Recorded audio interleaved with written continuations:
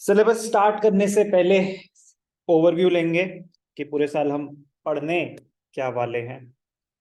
11th में हमने क्या पढ़ा था मान्या?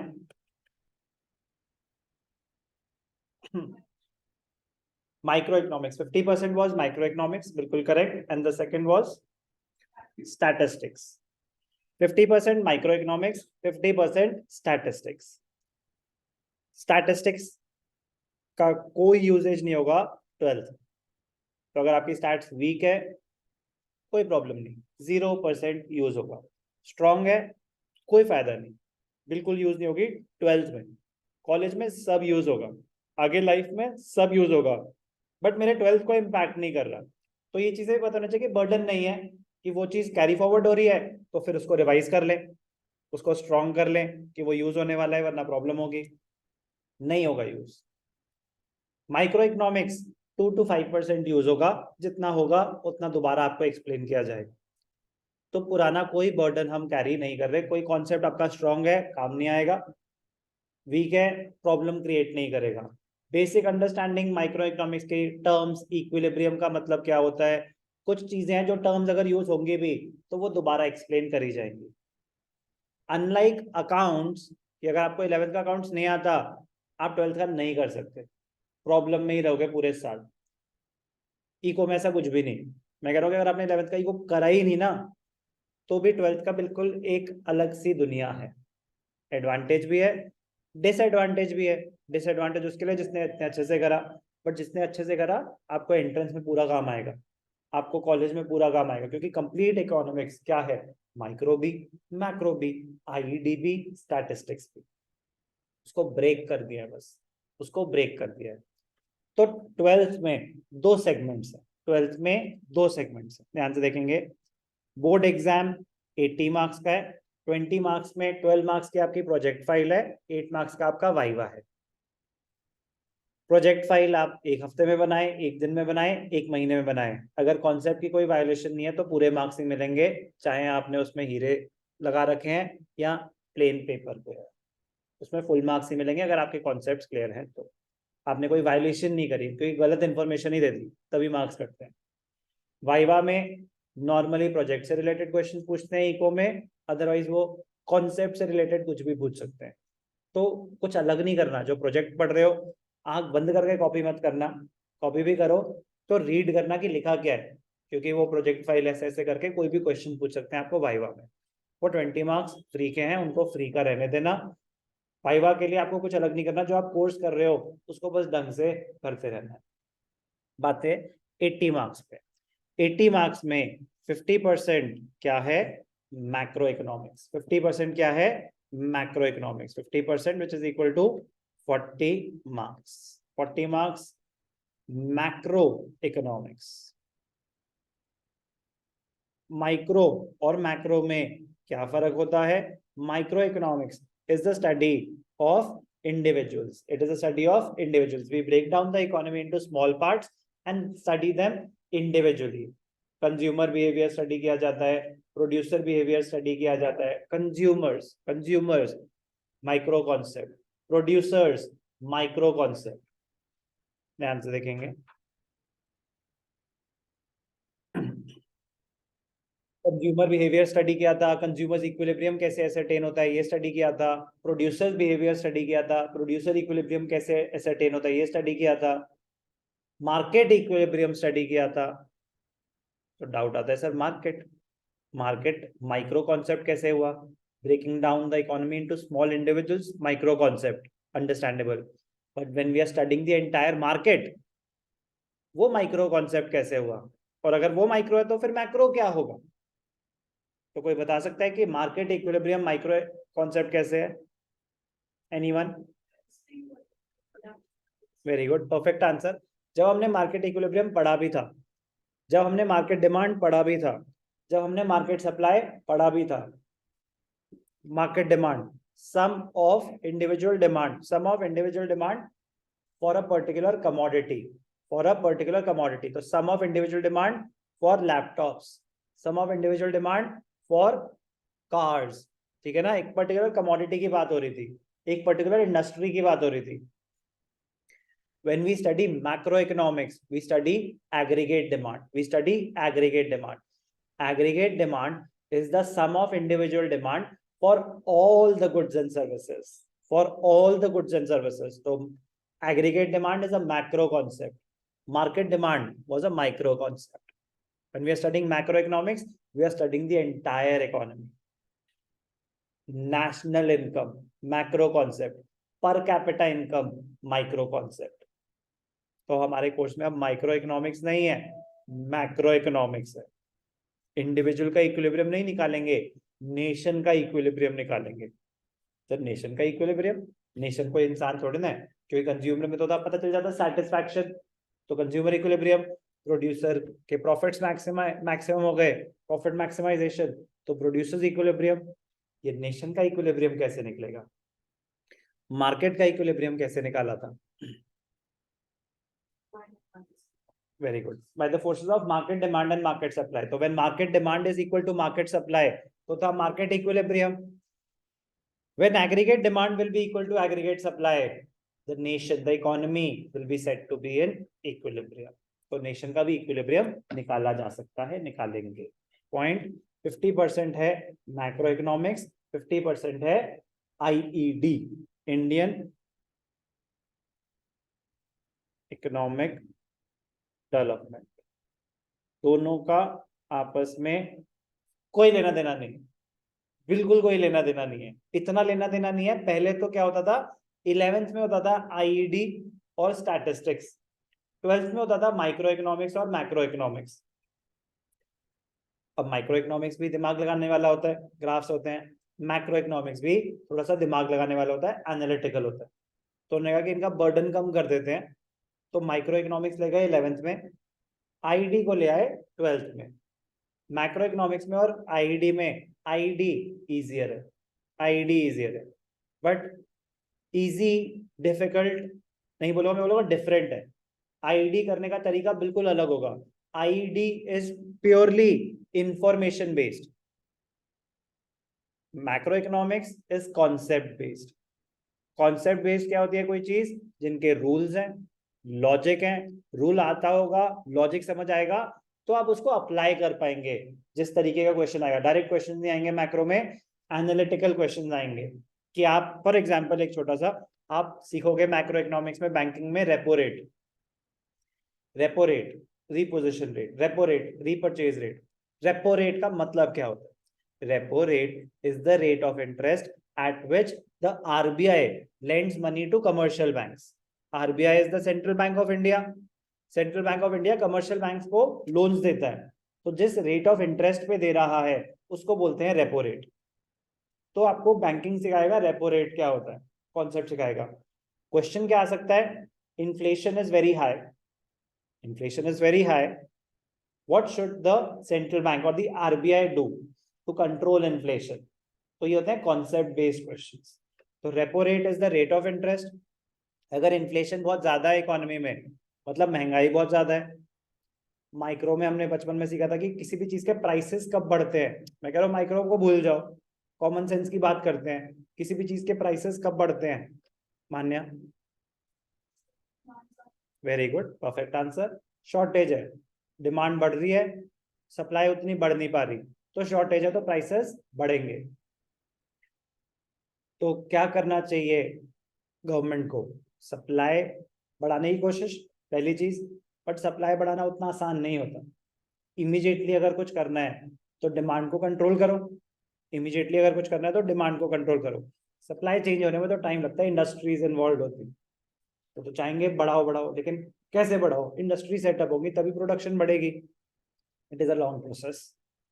इमीडिएटली क्या किया जा सकता है? डिमांड को कंट्रोल करो. डिमांड को कैसे कंट्रोल करो सर? तो रेट ऑफ इंटरेस्ट, हमने तो ये पूछा था कि रेपो रेट को यूज करके कैसे करा जा सकता है. तो रेट ऑफ इंटरेस्ट बढ़ा दें या कम कर दें mister Malhotra? Repo rate RBI बढ़ा दे या कम कर दे? सोचना अपने, टेक योर टाइम, कि बढ़ाएंगे तो क्या होगा, कम करेंगे तो क्या होगा. हम क्या करना चाहते हैं? हम इन्फ्लेशन को कंट्रोल करना चाहते हैं. कैसे? लोगों की डिमांड को रिस्ट्रिक्ट करके.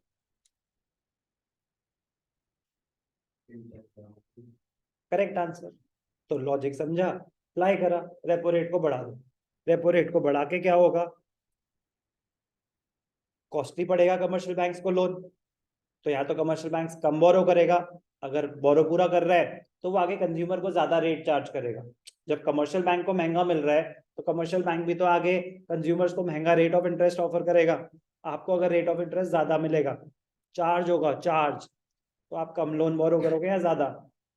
आप लोन्स कम बोरो करोगे, लोन्स कम बोरो करोगे, आपकी डिमांड अफेक्ट हो गई। तो ये होता है एनालिटिकल क्वेश्चन या कॉन्सेप्ट। एनालिटिकल का मतलब ये नहीं होता कि oh my god rocket science, no, you just have to apply your mind, you just have to apply your mind। तो मैक्रो इकोनॉमिक्स इस टाइप का होता है। ID, what were the positive contributions of the British, तो उसमें analytical कुछ नहीं है, वो इंफॉर्मेशन बेस्ड है। अगर आपके पास इंफॉर्मेशन है तो आप आंसर लिख पाओगे, आप आंसर क्रिएट नहीं कर पाओगे। मैंने तो बैंकिंग नहीं पढ़ाया, लेकिन आपने ना एक 4 मार्कर का आंसर क्रिएट करा सिर्फ कॉन्सेप्ट पता होने की वजह से। लेकिन ID is information based. Information, अब यार 1950 में क्या हुआ था, 60 में क्या हुआ था, 70 में क्या हुआ था, 80 में क्या हुआ था, 90 में क्या हुआ था, 2000 में क्या हुआ था, ये सब इंफॉर्मेशन है। ये सब इंफॉर्मेशन है, डेट्स हैं, डेटा रिलेटेड है, याद करना पड़ता है। पहले सुनेंगे, कहानी समझेंगे, इसमें कोई कॉन्सेप्ट छोड़ना है, ये तो इंफॉर्मेशन है। तो इंफॉर्मेशन याद करने का तरीका अलग होगा। एनालिटिकल स्किल्स बिल्कुल इन्वॉल्व नहीं है, न्यूमेरिकल्स बिल्कुल नहीं है, जीरो न्यूमेरिकल्स हैं आईडी में, जीरो। मैक्रो इकोनॉमिक्स में यस, नेशनल इनकम में अच्छे खासे न्यूमेरिकल्स हैं। Determination of income and employment एक चैप्टर पढ़ेंगे, उसमें अच्छे खासे न्यूमेरिकल्स हैं। मेरे वॉइस बॉक्स में थोड़ा इन्फेक्शन हो रखा है, डॉक्टर ने वॉइस रेस्ट पे बोला हुआ है, लेकिन ऑप्शन नहीं है, तो थोड़ा सा भी ज्यादा बोलता हूँ तो स्वेलिंग हो जाती है, वो अपने आप थोड़ी देर बाद ठीक हो जाती है, थोड़े से लिक्विड्स लेने पड़ते हैं। Point, micro economics is analytical, concept based, दिमाग लगेगा, मजा आएगा, चैलेंजिंग होगा। Foreign exchange, BOP, government budget, banking, अच्छी खासी नॉलेज मिलेगी। इतनी अच्छी नॉलेज मिलेगी कि आप न्यूज़पेपर पढ़ पाओगे, आप समझ पाओगे कि डॉलर बढ़ रहा है, डॉलर का रेट बढ़ रहा है, तो गवर्नमेंट क्या स्टेप्स ले सकती है। रेपो रेट तो आपको हर 2-3 महीने में न्यूज़पेपर में देखने को मिलता ही है। Point, macro economics is concept based, IED is information based. तो जो सब्जेक्ट जैसा है, सब्जेक्ट ही मान लो उसको, तो अलग, आईईडी एक अलग सब्जेक्ट होता है और मैक्रो इकोनॉमिक्स एक अलग सब्जेक्ट होता है कॉलेजेस में। उसके पढ़ने का तरीका डिफरेंट होता है, पढ़ने का तरीका डिफरेंट होता है। आईईडी में डेट्स है, हर चैप्टर में कम से कम 10-15-20 डेट्स होंगी, किसी में 5, किसी में 10, बट पूरी आईडी में 200 डेट्स होंगे। अब आप साथ साथ अगर नहीं करोगे, टाइमलाइन नहीं बनाओगे, विजुअलाइज नहीं करोगे, तो आप आईडी नहीं कर सकते। आईडी जितना आसान लगता है उतना मुश्किल होता है स्कोर करना। मैक्रो इकोनॉमिक्स जितना मुश्किल लगता है उतना आसान होता है स्कोर करना, क्योंकि मैक्रो इकोनॉमिक्स में एक बार ही कॉन्सेप्ट समझ आ गया, आपको बार बार याद नहीं करना पड़ता। आईडी आप अभी याद कर लो, 2 महीने बाद फिर याद करना पड़ेगा, तो थ्योरी आपको बार बार याद करनी पड़ती है, तो इसलिए उसके पढ़ने का तरीका अलग होगा, क्वेश्चन आंसर फॉर्म में किया जाएगा, आपको साथ साथ याद करना पड़ेगा। है बहुत ईजी, है बहुत ईजी, उसमें कोई डाउट नहीं।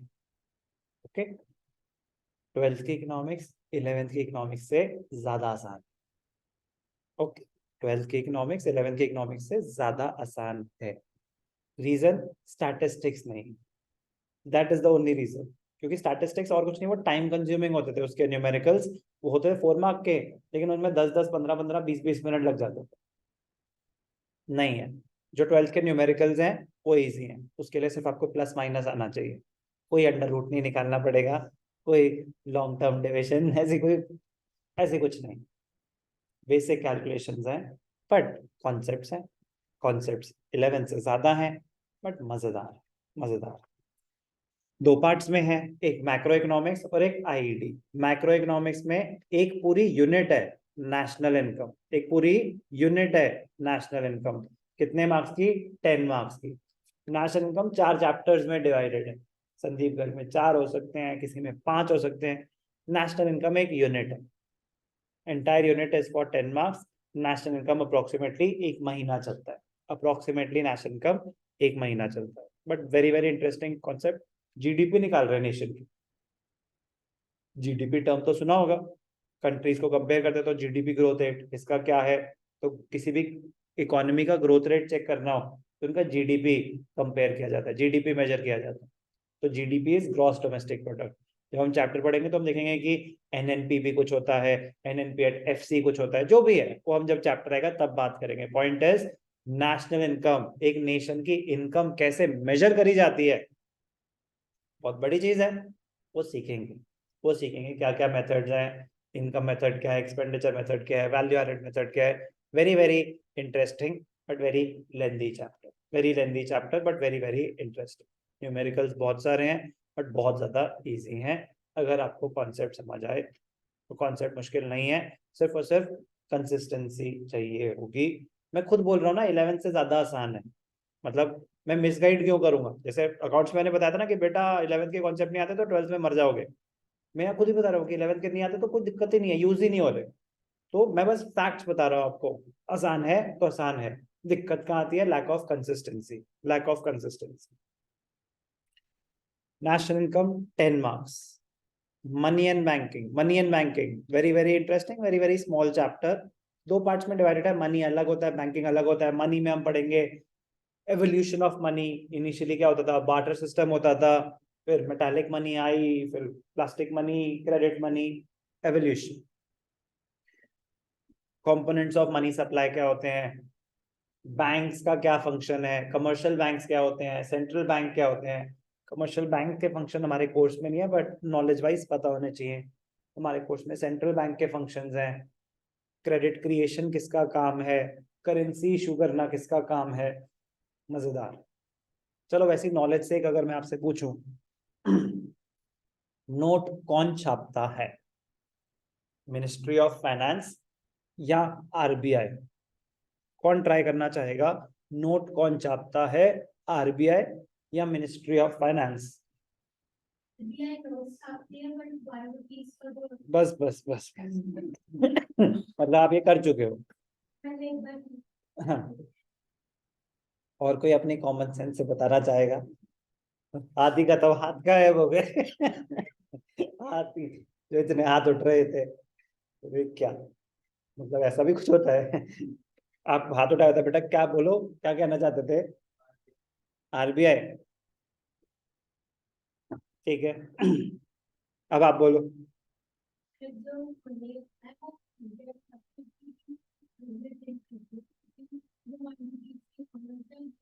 मनी है वो भी, कॉइन का मनी नहीं है, तो आप बोलोगे notes, currency notes. RBI, ministry of finance को बुरा ना लगे, उन्होंने कहा सिक्के तुम संभाल लो, ठीक है ना, जितने सिक्के आपको मिंट करने हैं कर लो, नोट हम देख लेंगे। जैसे घर वाले आपके साथ करते हैं वैसे आरबीआई ने कमर्शियल बैंक के साथ करा कि उनको लगे भी कि उनके पास भी पावर है, बट पावर है तो कॉइन्स की।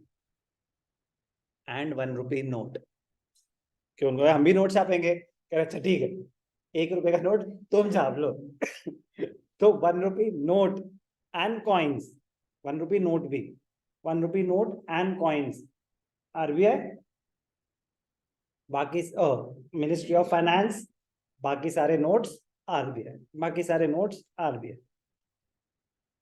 अभी तक यही कॉन्सेप्ट चल रहा है, बट कहीं कहीं पे मतलब जैसे ना किसी बुक में वो 1 रुपी नोट को 2 रुपी नोट, 2 रुपी नोट को 5 रुपी नोट, अभी वो 1 रुपी ही है, ठीक है ना। 1 रुपी ही फॉलो करना जब तक कोई सीबीएसई का सर्कुलर नहीं आ जाता। तो अभी इंफॉर्मेशन 1 रुपी की ही है। आई रिपीट, बस क्योंकि डिस्कस हुआ तो इसको मैं क्लोज कर रहा हूँ। ये कॉन्सेप्ट है कि नोट्स कौन छापता है, कॉइन्स कौन छापता है। सारे के सारे करेंसी नोट्स आरबीआई छापता है, except 1 rupee note and coins, coins और 1 rupee note ministry of finance. Money and banking सीखेंगे, एक चैप्टर सीखेंगे government budget, very very interesting.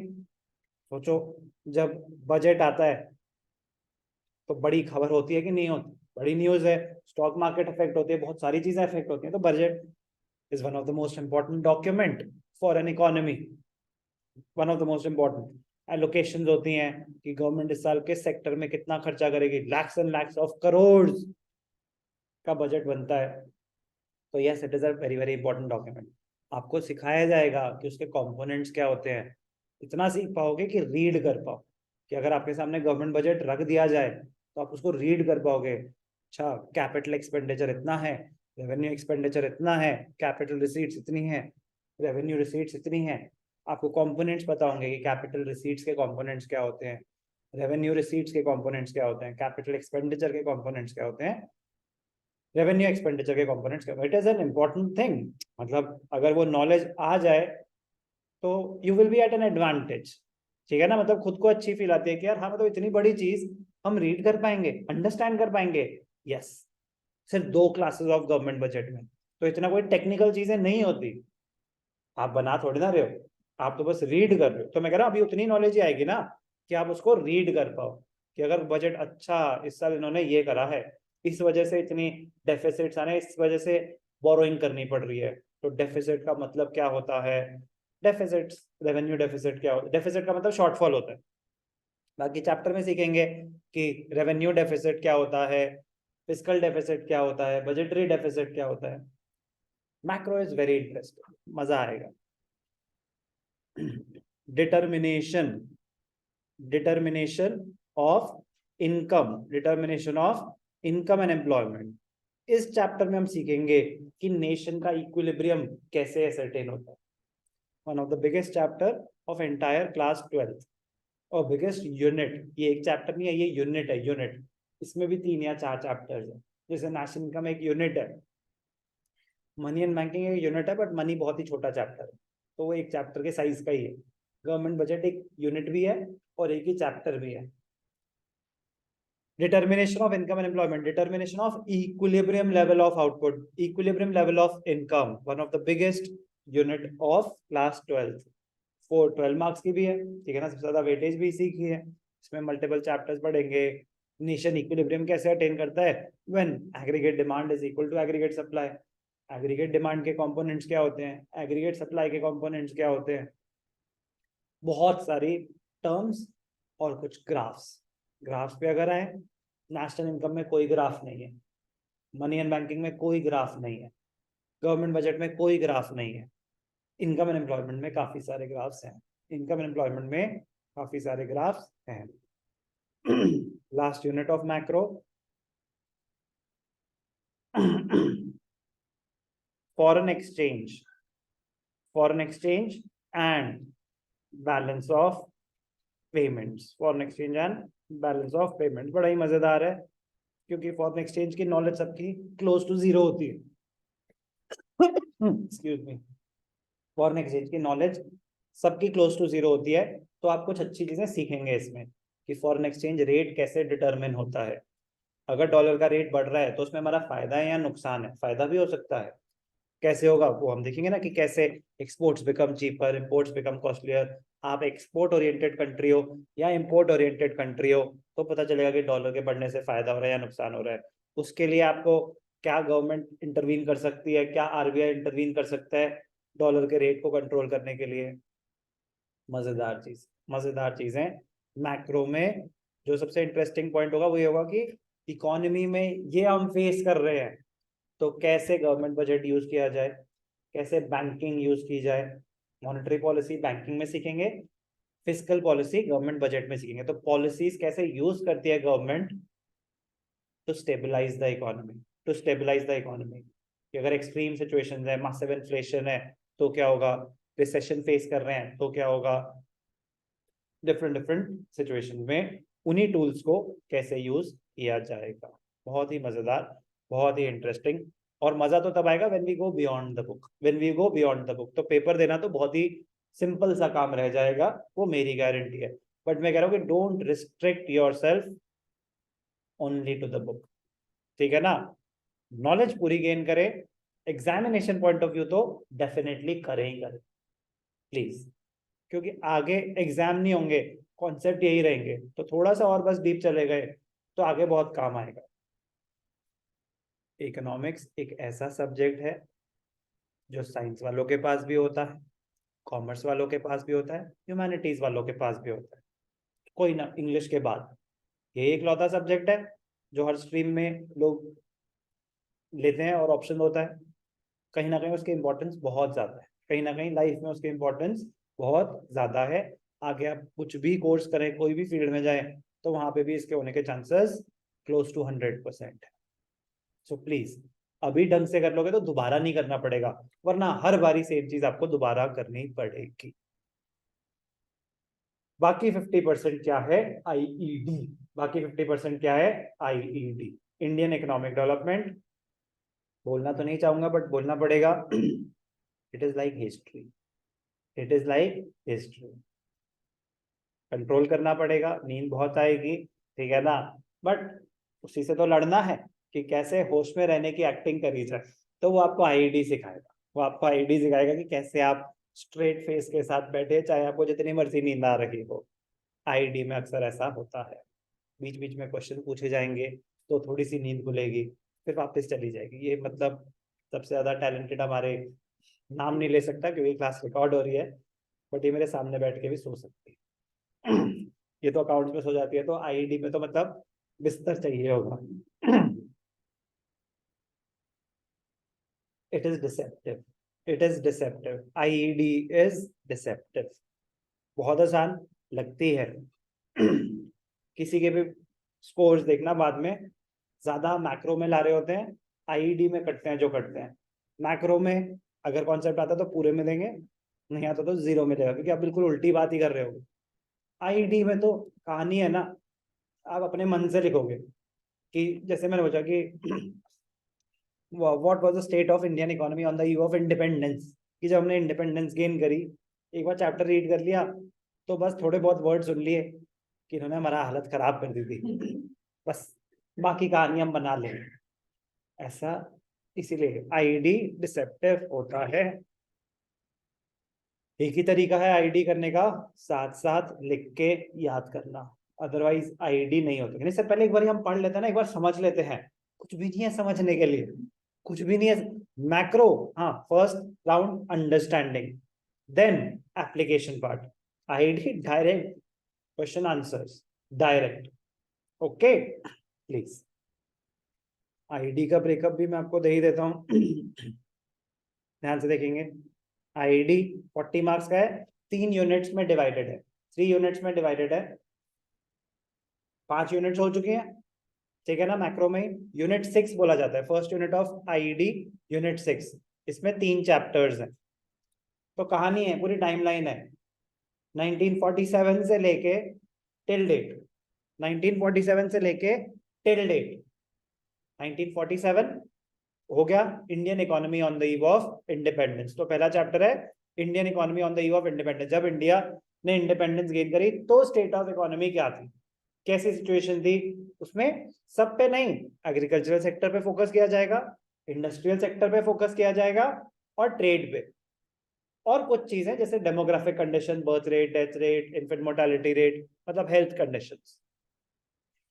But ऐसा नहीं कि पूरी economy, no, industry, agricultural sector, trade और demographic condition. 1947 when India gain independence, तब क्या हालात थे। फिर 19 सेकंड चैप्टर है Indian economy 1950 to 1990, 1950 to 1990, India gain independence in 1947, planning commission was set up in 1950-51। उसके बाद 5 ईयर प्लान्स सेटअप होने शुरू हुए थे। तो क्या प्लान्स, मतलब क्या स्टेप्स लिए गवर्नमेंट ने अपनी सिचुएशन को इम्प्रूव करने के लिए, कितनी पॉलिसीज अडॉप्ट करी उन्होंने, कितनी उसमें से सक्सेसफुल थी, कितनी अनसक्सेसफुल थी, ये सारा हम सीखेंगे। जरूरी है ये भी बहुत ज्यादा, क्योंकि अगर आपने लाइफ में, बहुत कम बच्चे ऐसा करते हैं, बट यूपीएससी टाइप कुछ करना है, इसकी नॉलेज बहुत ज्यादा स्ट्रांग होनी चाहिए, इसकी नॉलेज बहुत ज्यादा स्ट्रांग होनी चाहिए इंडियन इकोनॉमी की। इस पे क्वेश्चन आते हैं, इसकी नॉलेज इंपॉर्टेंट है, बहुत ईजी है, बहुत ईजी है, ईजी रहने देना। बट मैं कह रहा हूँ कि स्कीम्स के बारे में पता होना चाहिए, ताकि एज अ रिस्पॉन्सिबल सिटीजन आपको पता तो हो कि गवर्नमेंट ने क्या क्या स्टेप्स लिए, और ग्रोथ पैटर्न क्या रहा, ग्रोथ चार्ट क्या रहा, क्या हमने, जैसे होता है ना कि हम कितने पीछे हैं। देखो डेवलप्ड नेशन यूएस को देखो, हम बाहर ट्रैवल करने जाते देखते हैं कि यार हमारी हालत क्या है, उनकी हालत क्या है। हम तो सर अभी भी, क्या फायदा है इसी इंडिपेंडेंस का। No, you need to understand कि व्हेन वी गेन इंडिपेंडेंस तब क्या हालात थे। वो तो तब भी हमसे एडवांस थे। तो हमने कितना ग्रो करा, उन्होंने कितना ग्रो करा, तो जब ग्रोथ कंपेयर करोगे तो हमने उनसे कहीं ज्यादा ग्रो करा, क्योंकि हमारा स्टार्टिंग पॉइंट बहुत लो था, नेगेटिव ही कह सकते हैं उसको। तो इसीलिए मतलब to understand and appreciate the present state you need to know कि कहाँ से क्या क्या हमने अचीव किया। फेलियर्स भी थे बहुत ज्यादा प्लानिंग में, बट पता तो हो क्या क्या फेलियर्स थे, so that if you are anywhere in that department you don't repeat such mistakes. वो नॉलेज होगी आपके पास। और as a resident, as an individual, as a citizen of a country, आपको पता होगा कि क्या क्या पॉलिसीज हैं। अवेयरनेस तो होनी ही चाहिए। First unit divided into 3 chapters. First मैंने आपको बताया Indian economy on the eve of independence. Second Indian economy 1950 to 1990, उसमें हम 5 ईयर प्लान्स के बारे में, उनके स्ट्रैटेजीज, सक्सेसेस एंड फेलियर्स के बारे में पढ़ेंगे। Third chapter of the first unit is economic reforms since 1991। तो सबसे पहले 1991 में न्यू इकोनॉमिक पॉलिसी आई, एलपीजी, लिबरलाइजेशन, प्राइवेटाइजेशन, ग्लोबलाइजेशन, उसके बारे में पढ़ेंगे। और first unit is development experience 1947 to 1990 and economic reforms since 1991। तो 1991 में जो आया वो तो है ही है, टिल डेट जो भी इकोनॉमिक रिफॉर्म्स आई उसमें जीएसटी भी इंक्लूडेड है, उसमें डिमोनेटाइजेशन भी इंक्लूडेड है। अगर जो भी पॉलिसीज आई वो कह रही है कोर्स में, तो theoretically we will limit ourselves, but the content says economic reforms since 1991। Starting point तो बताया, क्लोजिंग पॉइंट नहीं बताया उसने। तो कोई भी पॉलिसी आती है तो वो इसका part. Next unit, unit 7, challenges. Challenges, current challenges facing the economy. तो क्या क्या चैलेंज हम फेस करते हैं इंडियन इकोनॉमी। पॉवर्टी, सबसे बड़ा चैलेंज ही क्या है, पॉवर्टी। मेजॉर मतलब वेरी वेरी मेजॉरिटी तो नहीं, very high percentage, around 22% of the population is below the poverty line। बहुत बड़ा फिगर है, बहुत ही ज्यादा बड़ा फिगर है। सिर्फ जीडीपी ग्रो करने से कुछ नहीं होगा, ग्रोथ विद इक्विटी वो गवर्नमेंट का ऑब्जेक्टिव भी है। ग्रोथ विद इक्विटी की बैलेंस ग्रोथ होनी चाहिए, इक्विटेबल डिस्ट्रीब्यूशन ऑफ वेल्थ होनी चाहिए। तो हमारा जीडीपी तो ग्रो कर रहा है, अनइवन डिस्ट्रीब्यूशन ऑफ वेल्थ है, rich becomes richer, poor becomes poorer. Majority of the wealth is concentrated in a few hands। 10% of the people hold 90% of the wealth in India as well। World में भी यही है, India में कुछ ज्यादा ही है। तो इनइक्वालिटीज ज्यादा है, इनइक्वालिटीज ज्यादा है। तो पॉवर्टी एलिविएशन प्रोग्राम्स अगर बढ़ेंगे तो ही तो ये प्रॉब्लम मिनिमाइज होगी थोड़ा सा। तो मतलब पॉवर्टी एलिविएशन मतलब रिडक्शन हो सकती है, पूरा तो एलिवेट करना क्लोज टू इम्पॉसिबल है। कोर्स से डिलीट हो गया चैप्टर। ज्यादा इंपॉर्टेंट नहीं है, कोर्स में नहीं। Poverty has been deleted from the course. कह रहे क्या करोगे ये सब पढ़ के, poverty has been deleted from the course, although it is an important from your course, not from economics. Exist करता है पॉवर्टी, पॉवर्टी खुद एग्जिस्ट करती है, पॉवर्टी एज अ चैप्टर भी एग्जिस्ट करता है। पॉवर्टी एलिविएशन प्रोग्राम्स पे स्ट्रेस होना चाहिए, बट आपके कोर्स से डिलीट हो गया है, ना ही आपको पता होगा ना ही कुछ नहीं। Poverty deleted. Next, human capital formation. Human capital formation, human capital formation में ह्यूमन कैपिटल, इंसान, ह्यूमन कैपिटल कैसे फॉर्मेशन होगी, by spending on education and health. तो इसमें हम स्टडी करेंगे कि what are the sources of human capital formation, क्या गवर्नमेंट ने स्टेप्स लिए एजुकेशन को इम्प्रूव करने के, हेल्थ को इम्प्रूव करना। आपका एजुकेशन स्किल ज्यादा होंगे तो आप ज्यादा रेवेन्यू जनरेट कर पाएंगे, हेल्दी होंगे तो ज्यादा रेवेन्यू जनरेट कर पाएंगे, ज्यादा काम कर पाएंगे। तो एजुकेशन और हेल्थ पे फोकस रहेगा ह्यूमन कैपिटल फॉर्मेशन में। majority of the population is living in the rural areas, majority of the population is living in the rural areas। तो रूरल डेवलपमेंट एक बहुत ही इंपॉर्टेंट फोकस रहता है गवर्नमेंट का। Again it is coinciding with the object of growth with equity. कि अब जैसे roads देख लो, यहाँ पे डेवलपमेंट हो रही है, उधर नहीं, बाहर थोड़ा सा मतलब थोड़ा सा दूर जाना पड़ेगा तो अच्छी रोड्स मिलेंगी, बट जैसे हम थोड़ा सा अंदर जाते रहेंगे तो रोड्स खराब होती जाएंगी। तो वो डेवलप्ड है, वो अंडर डेवलप्ड है। तो मैं कह रहा हूँ बेसिक इंफ्रास्ट्रक्चर हो गया, फैसिलिटीज हो गई, बैंकिंग, ये वो। तो कह रहे जो अंडर डेवलप्ड एरियाज हैं वहां पे भी स्टेप्स लेने चाहिए गवर्नमेंट को, मार्केटिंग में हेल्प करो, फाइनेंस में हेल्प करो, जो भी है, infrastructure development of rural areas, rural development में पढ़ेंगे। एम्प्लॉयमेंट, अनएम्प्लॉयमेंट, तो employment, different types of unemployment क्या है, अनएम्प्लॉयमेंट रेट क्या है, एम्प्लॉयमेंट कैसे मेजर होती है, वर्कर कौन होते हैं, वर्कर पार्टिसिपेशन रेट क्या है, गवर्नमेंट ने क्या पॉलिसीज लॉन्च कर रखी हैं एम्प्लॉयमेंट जनरेशन के लिए। एम्प्लॉयमेंट दो टाइप की होती है, एक वेज एम्प्लॉयमेंट होती है, एक सेल्फ एम्प्लॉयमेंट होती है। वेज एम्प्लॉयमेंट नौकरी देना, सेल्फ एम्प्लॉयमेंट प्रमोट करना अपना काम करने के लिए। तो गवर्नमेंट ने क्या क्या पॉलिसीज, क्या क्या स्टेप्स लिए हैं इन सब चीजों के लिए। तो employment and poverty are inter related, employment and poverty are inter related. Employment में कुछ रेफरेंसेस यूज करी जाती हैं जो आपको पॉवर्टी में सिखाई जाती हैं, और पॉवर्टी कोर्स से डिलीट हो गया है, ठीक है ना। तो कहीं ना कहीं छोटा मोटा गैप रहेगा, वो हमें खुद फिल करना पड़ेगा। एम्प्लॉयमेंट में लिखा गया है चैप्टर में कि for further details refer poverty. अब उन्होंने जब बुक बनाई थी तो उनको थोड़ा पता कि पॉवर्टी कोर्स से डिलीट हो जाएगा, तो छोटे मोटे पॉवर्टी एलिवेशन प्रो, क्योंकि पॉवर्टी और एम्प्लॉयमेंट इंटर रिलेटेड है। कैसे? अगर एम्प्लॉयमेंट बढ़ेगी तो पॉवर्टी कम हो जाएगी, डायरेक्ट रिलेशन है उनमें। तो yes, they are inter related. Next है infrastructure, again one of the most important aspect of an economy. Infrastructure, roads, highways, hospitals, schools. Infrastructure में हेल्थ भी आता है, हेल्थ इंफ्रास्ट्रक्चर, एजुकेशन भी आता है, एनर्जी, पावर, ये सब आता है। इंफ्रास्ट्रक्चर कोर्स से डिलीट हो गया है। सर अच्छा है ना, हमारी मेहनत कम हो जाएगी। बेटा मेहनत तो मेरी भी कम हो जाएगी, पैसे तो मैं पूरे ही लूंगा। ये थोड़ी ना, दो देखो, दो कम हो गए, दो चलो 10% कट गए, सर अब नहीं देंगे पूरे पैसे, तो 10% तो आपका काम कम हो गया, पैसे तो पूरे ही लगेंगे। इंफ्रास्ट्रक्चर, इंफ्रास्ट्रक्चर कोर्स में नहीं है, बट अगेन एनर्जी,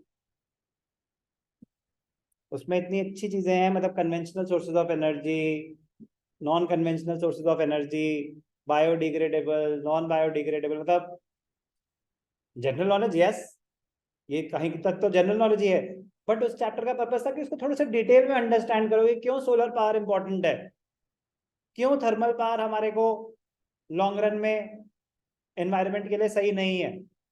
बहुत सारी चीजें थी थी थी तो थी, रहने दो ना, उन पे फोकस करते हैं जो हैं।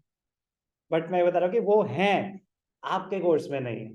तो पॉवर्टी है, आपके कोर्स में नहीं है। इंफ्रास्ट्रक्चर है, आपके कोर्स में नहीं है, हमारे लिए नहीं है। Sustainable development, last chapter of unit 7 है sustainable development, also known as environment in few books. ये है एनवायरमेंट, इसमें हम ओजोन लेयर डिप्लीशन के बारे में पढ़ेंगे और एनवायरमेंट से रिलेटेड इश्यूज,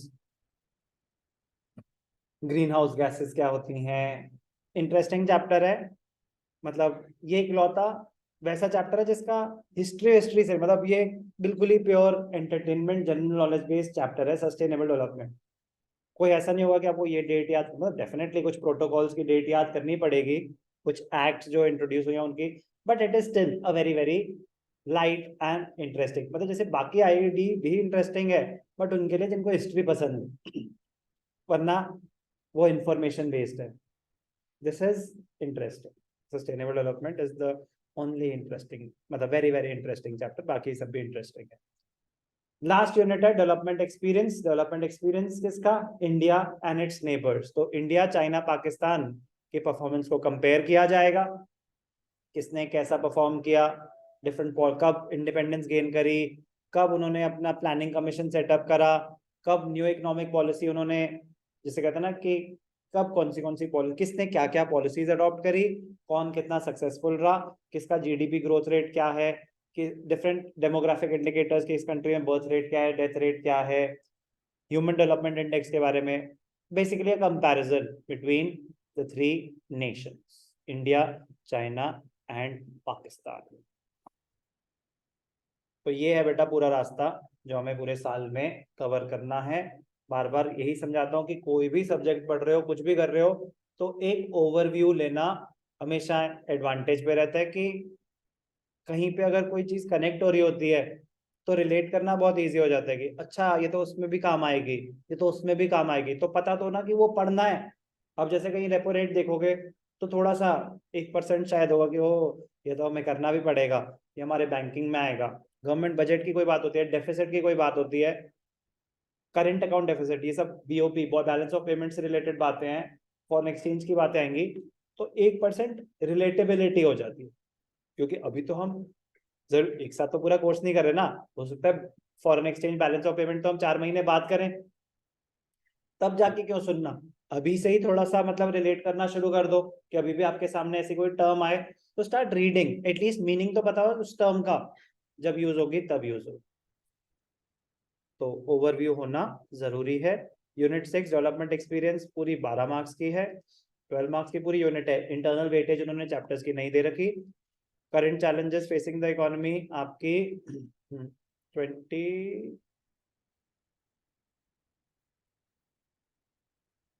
20 मार्क्स का है, 20 मार्क्स का है, और ये 8 मार्क्स का है। ठीक है ना, आइडिया के लिए, कोई याद करने की जरूरत नहीं है, बस एक आइडिया देने के लिए दे रहा हूँ। अदरवाइज तो आप एक चैप्टर कर रहे हैं तो आपका वही एक चैप्टर 80 मार्क्स का है आपके लिए। ठीक है ना, वही आप पूरा थरली करेंगे, उसमें कोई वो नहीं कि सर 12 मार्क्स का है तो एक चैप्टर अप्रोक्सीमेटली 4 to 6 मार्क्स का ही होगा, इससे ज्यादा तो हो नहीं सकता, तो एक दो क्वेश्चन ही आएंगे।